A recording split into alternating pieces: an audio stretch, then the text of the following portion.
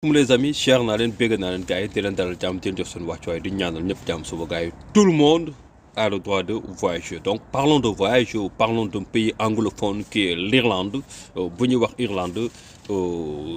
dafa nekk un pays anglophone mais les gens confondent entre Irlande du Nord ak République d'Irlande dafa am ñaari type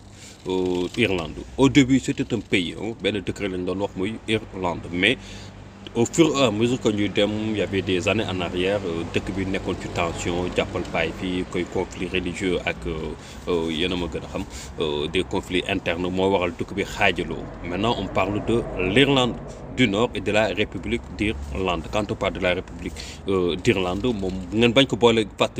mélange aussi wala jaawale aussi ak Islande aussi ak Irlande bokkul defoon naa ci vidéo aussi pour vous expliquer République d'Irlande zone Union européenne wala bokk mais bokkul ci li nga xamante ne moom mooy espace Schengen là aussi c'est important à noter et l'Irlande du Nord mooy Irlande bi nga xamante ni moom moo bokk ci li nga xamante ne moom mooy Royaume-Uni quand on parle du Royaume-Uni aussi xam naa dinaa ci def vidéo aussi parce que ñu si bëri bu ñu dégg Royaume-Uni rek wala Grande-Bretagne rek seen xel ci Angleterre kese lay dem alors que Royaume-Uni il y a l'Angleterre il y a l'Irlande du Nord il y a l'Écosse et il y a le Pays de Galles ce sont ces quatre pays qui forment li nga xamante ni moom mooy Grande-Bretagne wala Royaume-Uni comme ni ñu ko xamee quoi léegi République d'Irlande moom il fait partie de la zone Union européenne mais pas de l'espace Schengen Irlande du Nord moom il fait partie du Royaume-Uni moom laa leen wax sànq Royaume-Uni boobu noonu nga xamante ne Angleterre ci la bokk Écosse ak Pays de Galles du coup suma gars yi bu fekkante ne ni da nga bëgg a déposer li nga xamante ni moom mooy visa pour ce pays qui est République d'Irlande ou bien Irlande du Nord mu nekk aussi dëkk yoo xamante ne seen am visa yombul et la plupart ñoom pour la may ñu may le visa visiteur sax il faut que nga am ay antécédents de voyage quoi maanaam nga nekk koo xamante ne yàgg na tukki di dem di ñëw quoi sinon c'est un peu compliqué pour ce pays anglophone quoi mais comme bon bu la ko nit laajee rek il faut que nga tontu ko comme ni nga koy tontoo ci yeneen dëkk yi yëpp aussi quoi mais aussi tamit tontu bi dafay laaj ñu leeral quoi nekk la dëkk yoo xamante ne seen am visa yombul faudra le savoir léegi nag bu fekkee ne da nga nekk Sénégal bëgg a déposer li nga xamante ne moom mooy visa tourisme ci dëkk yooyu noonu wala bokk visa d'étudiant ou bien européen mais parlons du visa tourisme li gën a am solo concernant document yi mooy la traduction en anglais parfois nag les gens disent que document yëpp ngay traduire mais bon man je veux dire tout simplement de se limiter li nga xamante ne moom mooy l'essentiel bu dee da ngay liggéey muy le contrat de travail relevé de banque bi nga xamante ni da nga ko ciy boole say documents il faut nga traduire ko aussi sa bulletin de salaire yi aussi il faut nga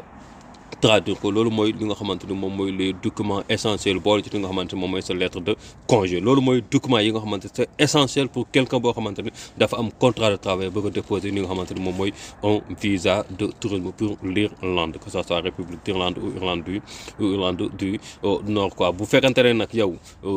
travailleur indépendant nga maanaam sa liggéey bopp nga yor moo xam mécanicien commerçant nga tailleur whatever ce que tu auras besoin mooy sa NINEA ak sa registre de commerce ak yooyu il faudra impérativement parlant nga traduire ko relevé de banque bi aussi il faut nga traduire ko say facture ak yooyu noonu aussi il faut que nga traduire ko mais su fekkante ne ni contractuel nga contrat de travail nga yor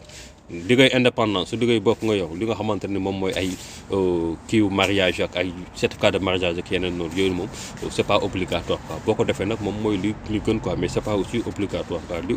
li parfois bu ñu leen documents yi il faut ngeen traduire ko il faut ngeen xam ni li am solo moom mooy documents yi nga xamante ni dafay refléter direct ak yow li nga xamante ni yow moom mooy sa profil quoi maanaam moom mooy sa profession quoi documents yooyu noonu moom obligatoirement parlant bu dee Italie wala Espagne wala Angleterre wala yeneen dëkk yi nga xamante ni parfois on peut dire que ngeen traduire documents yi nga xamante ni dafay am directement benn lien bi ak sa profil maanaam sa vie professionnelle wala yu demee noonu yooyu parfois dafa moom mooy li nga xamante ni mooy di essentiel quoi mais xam nañu aussi